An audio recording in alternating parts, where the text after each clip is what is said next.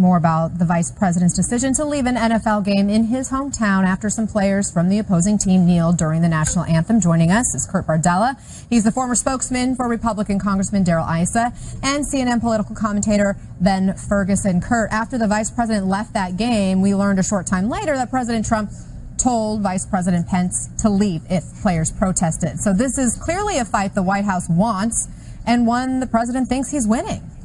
Well, I mean, we saw this playbook before. When things are going bad in the White House, he kind of turns to this culture war to change the conversation, play to his base. This was a premeditated act. Mike Pence was going to do this. He knew what was going to happen.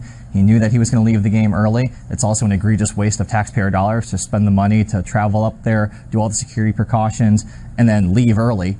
But after spending the whole week defending why the president isn't a moron or why the Secretary of State called him that or didn't call him that, he's immediately looking to change the conversation. And in some degree, it's working because here we are talking about it instead of whether or not Donald Trump is a moron. Ben, White House reporters said they were told to, in fact, stay in the van because there may be an early departure from the game. So was this all just a political stunt? I think it's very clear that he went there because he wanted to honor Peyton Manning. And he said, if the players are going to disrespect this country, I'm not going to support a league that allows their employees to disrespect this country in the way that these players are allowed to do. And so he decided to leave. I don't think that's a political stunt, standing up for the United States of America, standing up for the men and women that have fought and protected and defended this country. And I think the vice president understands that as well. And I think it should always be the decision of the vice president, of the president, regardless of who they are and what party they are, what color their skin is, that when you have people in front of you at an event that are disrespecting this country, you have a duty as commander-in-chief of our military and of those that protect and serve it to stand up for this country. So if that's called a stunt, I'm fine with every president doing it from here on out. But he clearly was making a point because this has been going on for over a year. Absolutely. So it's not like he wasn't expecting this to happen. There was a plan that we're going to leave. We're going to make a point. Yeah, and I think it's a smart point. And I think the majority of the American people, based on poll numbers that we've seen over the last 2 weeks, say that they also think it's a mistake for NFL players to come out and to protest in the way that they are. They have the right to protest. To do it, though, with the American flag and a point where you honor and respect others, the majority of Americans say that these NFL players have gotten it wrong. And so I don't think that the vice president or the president are out of step on this issue. In fact, I think they're supposed to and obligated to lead as president and vice president on an issue that's it's a simple issue. You don't stand and support any organization or any business that allows their employees in front of you to disrespect this country. I'm curious to get your point, Kurt, because obviously this is an issue that resonates with the base. Ben is right that the majority of Americans, when polled, have sided on the side of the president in the sense they don't agree necessarily with kneeling during the national anthem. But those same polls have also said that the majority of Americans don't agree with the president telling those players they can't or shouldn't kneel. Right. At the end of the day, people have a right to express themselves, and the best appreciation you can show for this country and for the people who have sacrificed everything for it is to exercise your right to be heard and exercise your right of freedom of expression. Just because the president and the vice president don't like the way that NFL players are expressing themselves doesn't mean they're wrong. It doesn't mean that they're enemies of America. It doesn't mean that they need to be made an example of and that they should be dictating to the NFL what their policy should be. I mean, I think a lot of the problem that American people have with President Trump's reaction to this is, doesn't he have better things to worry about right now, whether it's North Korea, whether it's the shooting, whether it's the hurricanes that have destroyed Puerto Rico and other parts of this country? Why is it that he spends his time sitting around and dictating by tweet when the reality is his entire administration is completely out of control? His cabinet is fighting with him. He's fighting with his cabinet. He's fighting with members of Congress. Why is it that he chooses these times to fight with the NFL?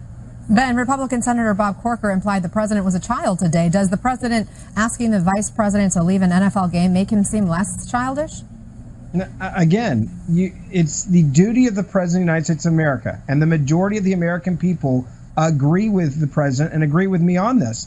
You do not support and sit there and allow, as the commander-in-chief or the second in command of this country, to watch people disrespect the United States of America. They have the right to do it. The vice president has the right to leave that game and to say, I'm not going to support a league that is literally allowing their players to openly disrespect the United States of America and the men and women that fought for it. That's not being childish. That's being an American. Did the president make this same kind of effort to make that kind of a statement against white supremacists, given the whole Charlottesville violence that took place? I've said this. I said this before. When the president came out and made his initial comments about Charlottesville, you just had a state of emergency declared, and he just got off the phone with the governor, who was a Democrat of the state, and said that they were terrified of what was going to come that night. And the president's job was to try to ratchet down both sides and make sure that no one else died that night in these fights and battles that we saw play out and cost someone their life.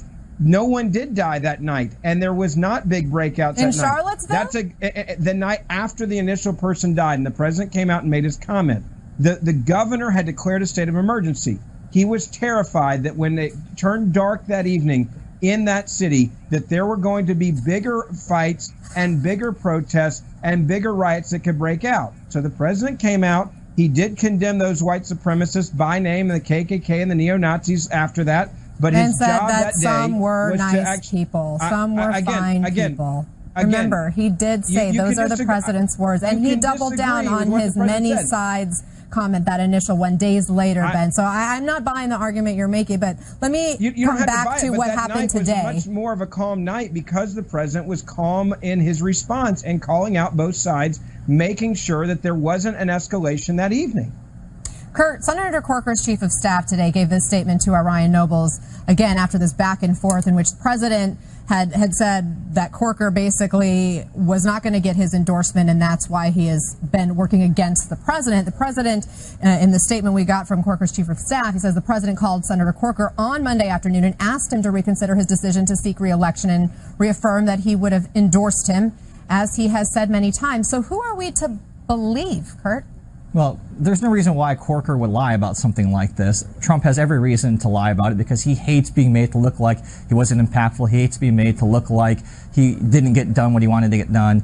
And Corker, of course, since he's announced his retirement, he's been kind of liberated. He's been going around saying exactly what just about everybody in Congress and everywhere else thinks about Donald Trump, and Trump is hating that. So after a few days of that, Trump, of course, decides to act out and have a little Twitter tantrum for everyone to see, attacking Bob Corker. It's ironic because at the end of the day, if Trump is to succeed legislatively, he's still going to need people's votes, like Senator Corker. So I don't really see what the virtue is of going on an attack against Corker when he's going to still want him to support him.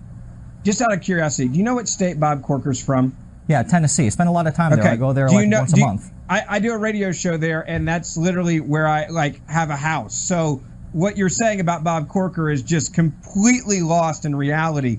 Bob Corker has been in serious trouble for a couple years now. I didn't say anything about that, man. What I said was... No, but you're Trump acting said, like he was somehow shooing What here. I said was that Corker... No, you interrupted me, so let me finish, Ben. One at a time. One at a time. One at a time. What I said was that Donald Trump said he would endorse him, and Trump is saying he didn't. That's all I'm talking about. I'm not saying whether Bob Corker was in political jeopardy. He probably was in political jeopardy. If he was going to get primary, in massive political jeopardy. And no one's denying. Ben, you're arguing a point that no one else is making here for the sake of just bloviating because you love to do that, and that's fine and well, and that's your shtick, and I get that. But that's not what I'm saying. So don't interrupt me when you're trying to make a point that no one else is talking about. Again, let me go back to Bob Corker here in Tennessee, okay? Because you act as if somehow that the president desperately needed him to run for re-election. Let me tell you why that's I said he needed his vote in Congress, which he does because he's a senator and he still has a vote until he's gone from Congress. That's how it works.